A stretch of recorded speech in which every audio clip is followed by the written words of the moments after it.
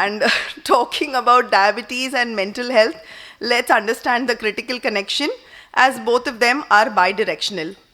So we know that, when we tell the patient that you're diagnosed with diabetes, it is more than just sugar. There's a lot of thing which plays on the patient's mind when this diagnosis of diabetes is put up to them. And when we understand, we know that at least 1/3 of these people who have diabetes have some form or the other of some psychological or social problems that they are trying to manage it. So to understand, we know that once we address those issues, we definitely get better HbA1c control because we are taking care of the patients individually and therefore preventing them from complications. So this is going to be my presentation. We talk about the epidemiology, what are the bidirectional mechanisms, what are the screening tools which are available, the psychiatric comorbidities, the eating disorders, the interventions that we can do, and the practical recommendations. So the comorbidities, the most common are the three things, which is first the depression risk, which is 2 to 3 times more higher in patients with diabetes, which the prevalence is around 25 to 30% in patients with diabetes, which is compared to 10 to 15% in a general population. The anxiety level is 1.5 times more compared to a non-diabetic person. And I think the first thing which comes up is the diabetes distress, which is around 27%, which is the emotional burden of managing the diabetes. So with the prescription, when doctor told that the polypharmacy and there are prescription errors, but to understand the prescription that the doctor has advised, the befores and the afters and the with to be taken, there is a lot of distress which comes across over there. Also, patients, adolescents who are with type 1 diabetes, they also have a much higher risk of getting such issues of distress compared to type 2 diabetic patients. So this is a high-risk population that we need to address or give a little time more because they are teenagers. There is a hormonal change also with them, along with the many such day-to-day activities that they are going through. So let's understand what is this bidirectional link.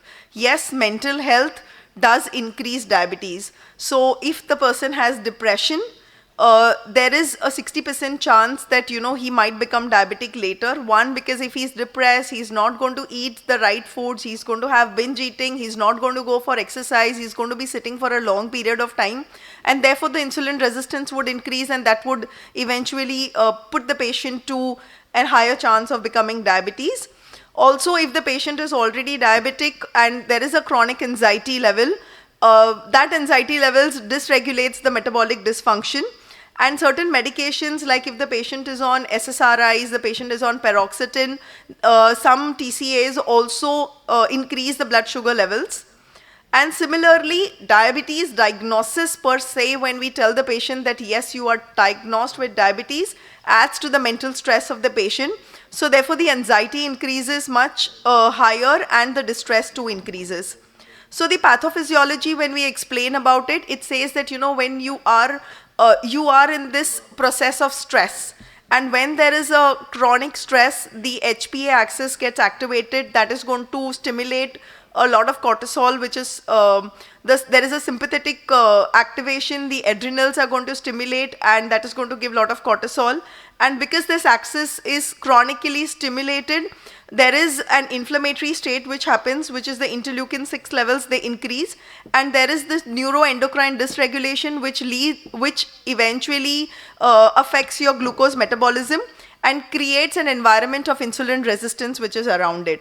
And along with this, the behavioral changes that the patients who have diabetes undergo adds to the mental health issues. So one needs to understand that stress spikes the sugars and support lowers it. So when I see, yes, since 2 days when I'm seeing this group of diabetes educators who are type 1 and taking care of 300-400 of their, it is really the support that you provide to the type 1 patients which reduces a lot of anxiety to them, reduces a lot of diabetes distress which comes across. Because when you talk about a patient who has diabetes, he needs to understand, we just write a first line of lifestyle management, but the doctor really said that even exercise needs to come with a prescription. So a diet comes with a prescription, An exercise comes with a prescription, the medicines come with a prescription, and in between all of that, he's living life. I'm sure a lot of doctors who are attending this are also being served this amazing food which we have for the last 2 days. So what to eat, what not to eat, how to calculate, am I maintaining my steps, am I taking my insulin well on time, is my sugars under control, am I checking my CGM in between? So there is a lot of things that the patients are also going through. So diabetes relies a lot of it on the patient than just the doctor who has prescribed it and sent it. There is a medical adherence, regular exercises, monitoring, diet. So therefore the psychological well-being is very important to a person who's having diabetes. Once that is compromised, your whole self-management part of it that you have told compromises. So in spite of all of us having better molecules which are getting available, the average HbA1c of Indian population is still at 7.9 and 8, and we are not able to get those down, because we really need to address this mental health and making people taking care of these. So the psychological challenges in person with diabetes is, the very first thing is the acceptance and denial. So the first time that the patient is diagnosed with diabetes, type 1 or type 2, he'll at least go to 2 labs and at least 3 different tests which are done to confirm that, maybe this lab is just wrong and, it's a mistake that I have got my blood sugars high. So the first thing, to accept it. And even if the sugars are high, he'll be like, okay, it's just I have eaten, there has been Ganpati which is around, or the festivals, and that's why my blood sugars are high. So accepting and denial of the diagnosis is the first problem. Second problem is the adherence. So there's a lot of challenge which is incorporating, which is demanding a lot of self-management in the daily life. When the patient is prescribed insulin, or patients who are already on insulin regularly, there is a lot of fear of hypoglycemia. So I'm always underdosing myself, that even if my doctor has prescribed me 20 units of insulin, the patient generally takes only 14 units of insulin, because he is worried that, I will be having, maybe I might get a hypoglycemia. So that also causes uncontrolled sugars and the fear of complications. So every time the doctor visits, the doctor is bombarding on them. If you don't keep your blood sugars under control, you're going to get nephropathy, you will get retinopathy. So he's always feared of those complications. So that comes to a very important, that it's not just numbers when we are addressing to the patient, we also need to take care of their emotions. So how do we clinically identify them? So therefore there are these screening tools which are available, which is the PHQ-9 screening, the GAD-7 anxiety screening, the diabetes distress scales. But all of this are done, frankly, by the psychiatrist and the psychologist. You and I as diabetologists do not assess these. So what are these red flags that you need to see when you have a patient sitting in front of you? When we see that this patient has a persistent suboptimal hypoglycemia, in spite of the patient saying that, Madam, मैं सब कुछ करता हूँ, okay, but still, in spite of that, if the patient has persistent suboptimal glycemia, you need to evaluate the patient psychologically. If the patient is getting recurrent admissions for DKA or severe hypoglycemias, then you need to evaluate these patients if they are psychologically correct or not. Third, if the patient is very reluctant to initiate insulin. So every time he keeps coming saying that, okay, not now, maybe later, maybe later. So you need to always focus on what is his mental health and why is he reluctant on, is it the fear of hypoglycemia? Is it the fear of injection? Is it the needle phobia? So what is the reason that when he knows that insulin is important for him, but he's still not taking it? So if the patient has low BMI and significant weight fluctuations, that could be a potential indication that patient might have an eating disorder. If the patient has been assessed and the PHQ score is more than or equal to 10, or the GAD score is more than equal to 8, then you need to refer the patient.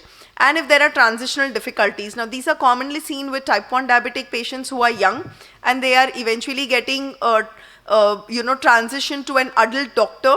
So therefore during these times there are seen that there is uncontrolled blood sugars and they become in this rebellious mood. Sometimes they are just tired that why do I have to keep taking insulin, I just want to stop them. So one very common thing which is seen in patients with diabetes is an eating disorder. It is seen that around 60% of type 1 diabetic patients admit that sometime they have misused insulin at some point of their time. Sometimes they use it because they stop the insulin when they want to lose weight. So they commonly stop the insulin so that there is hyperglycemia, osmosis. Even if they are eating, they are not gaining weight. So that is one very common thing. And also when they have eating disorders and they are binge eating or they are going into this anorexia phase, the complications increase and therefore they have higher mortality risk. And these patients are strongly associated with diabetes distress. So therefore one needs to really look into those, spend time to them and refer to them timely, so that we prevent mortality and we also prevent complications in these patients. So what are the treatment strategies? I think the most important thing that we need to do is just listen. Like we always, ये doctor से मिलते ही हम आधे ठीक हो जाते हैं. Why? Because it's the patient listening. So sometimes listening is the best medicine that you can give to the patient. Giving little extra few minutes would release a lot of anxiety and reduce a lot of diabetes distress for this patient. So the evidence-based intervention, psychological, would be a cognitive-based therapy, cognitive behavioral therapy and motivational interviewing. Pharmacologically, even when we are treating the patient with duloxetine, amitriptyline, venlafaxine for their diabetic neuropathy, that also helps to reduce their depression. Also group-based interventions, and then there are integrated approach where you are using digital interventions and combining these approaches, cognitive as well as pharmacologic, to improve patients' psychosocial care. So one needs to make sure that the patient's family is involved, the support system is good. So once there is a good support system, there is a better management of diabetes care, and when there is enough support, the patient is able to tell their problems better. So these are the tips that you need to do as a diabetologist sitting in your clinic. So avoid over criticizing your patient's effort. It's not easy to be diabetic. So whatever little that he has started with, please appreciate that. So focus on the strength rather than the perceived failures. You look for the current positive behaviors on which you need to build on. If the patient has started walking, which he never used to do, please motivate the patient so that the patient can, encourage that to do more. You avoid dwelling on the reasons of the failure. Rather than you can provide them clear solutions. If the patient tells that, Madam, weekdays I don't have time to exercise, okay, let's work out on the weekends. So instead of telling the patient, no, you need to do it in the morning, you need to do it in the evening, you need to do it every day, let's just encourage the patient on whatever time that he has and try to build that up on. And the patient needs to maintain consistent care, and that relationship is going to go a long way to help the patient in reducing their anxiety and stress. So yes, one need to routinely screen it. We need to refer the patient whenever it is needed. So it is far more common than what we think. So we need to keep our eyes open about, yes, mental health disorders are very common and we need to refer them timely. You integrate the behavior health in the diabetes care, build these relationships, and you need to have a multidisciplinary approach in getting this. So the key takeaways were, there is a high prevalence and the effective treatment would include both mental health and diabetes outcome, and that would improve the HbA1c levels. The poor outcomes are seen if the mental health comorbidities are associated with worse glycemic control, more complications and higher mortality.